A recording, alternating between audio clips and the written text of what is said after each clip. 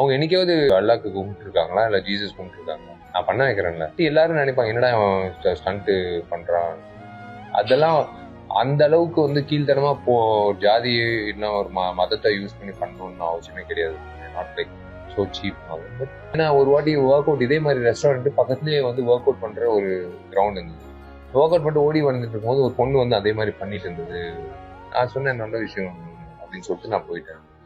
It's not you should not get angry on that. It's just like they take it in a different perspective, but end of the day நான் என்னன்னா what I feel is I make them at least do that.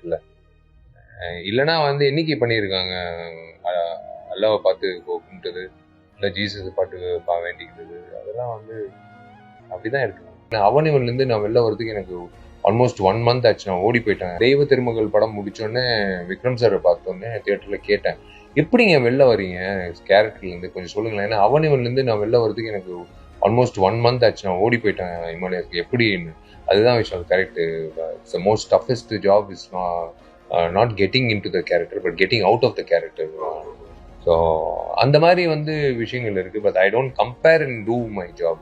I just do my job what is given to me. Manivannan sir வந்து நாங்கள் 2 பேரும் சேர்ந்து ஒரு படத்தில் நடித்தோம். அந்த டைமில் வந்து அவனிவன் பார்த்துட்டு ஒரு விஷயம் பண்ணார். அது நான் சொல்லவே மாட்டேன். வயசுக்கு மிஞ்சின ஒரு விஷயம்.